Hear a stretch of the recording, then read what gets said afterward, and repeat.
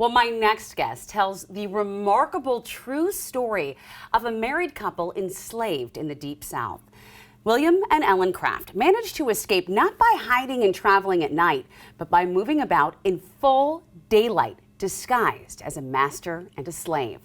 Ilyon Woo is the New York Times best-selling author of Master, Slave, Husband, Wife, and she joins me now. Welcome to New Day. So glad to have you here. So glad to be here. Thank you. So let's talk about who William and Ellen Craft were, and I mean, obviously why their story was interesting, but specifically to you.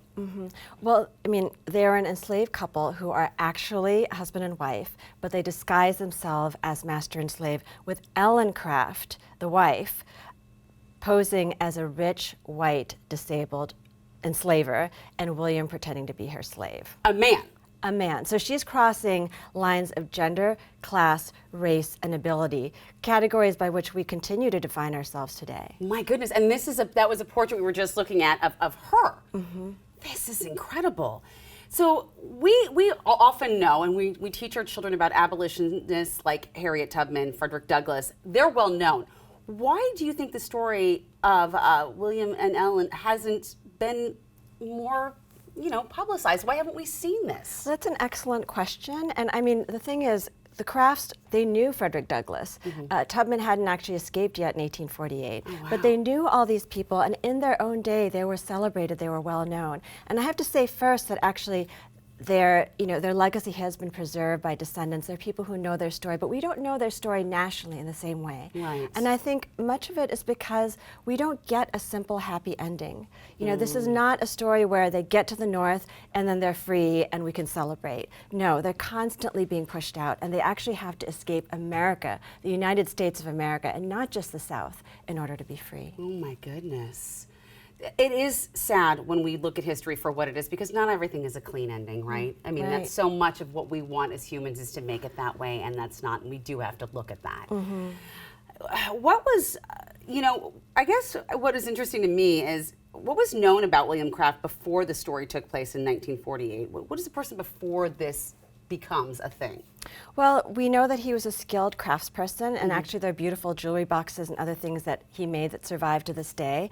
We know that he suffered a traumatic separation from his younger sister. The two of them were mortgaged like property and sold separately, and he was torn apart from his family. So we know some of those details, but there's a lot more, and that's sort of what I went digging for. That's part of the mystery that led me to write this book. Let's talk about Ellen now, too. Now, this is incredible, the way that they came up with this idea. What was her background? Yeah, isn't it? I mean, so she is the daughter of an enslaved woman named Maria, and also her biological father is her first enslaver.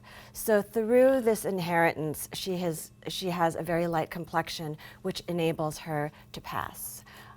And then they come up with this idea that, hey, we're going to do this. Can you tell us about the logistics of this? Like, how did the couple even have money to buy the finery, I'm assuming, would be needed to pass off this thing? I know, isn't that crazy? And it's actually one of the first things that people wanted to know from the North, like how could they afford this? But they were unusual in that they were actually, William at least, was earning money in the South. This was not exactly legal, this arrangement, but he'd worked out this arrangement where he would be able to earn some side money at the end of the day. So they saved that money. Ellen was also a skilled seamstress, and she was able to sew elements of her costume, like so the pants. She was very small, and so she had to be able to put together parts of those costumes that you couldn't get from a store. And William went from store to store, different places, secretly, to gather the different elements of the disguise. Oh my goodness, the thought that went into this, the craftsmanship, the things that they knew, how it saved them. Yeah. All right. I want everyone to read the book, but my curiosity is getting the best of me. Ilyon, I have to know, why did they end up having to leave the country? Where did they go? So they had to leave the country because as I said, just because they got to the north, it didn't mean that they were free. There were slave hunters who came after them after the passage of the Fugitive Slave Act in 1850. So at that point, Boston is in chaos. It's like it's a bubbling pot, and they have to escape that at that point or risk re-enslavement. Oh my goodness. You're in Boston now. Yeah. You see what the history is. How important is it to continue to share these stories, and what do you hope readers take away from this? This is such an important story, and yes, there is absolute devastation. We see the worst of what we can do to each other as human beings in this book, but there are also models for the best. I mean, you see the best of humanity in the crafts, in the people who stand up for them. They are truly American heroes, and that's why I think they need to be known today. So beautiful. Thank you so much for coming here. Thank you for sharing this story.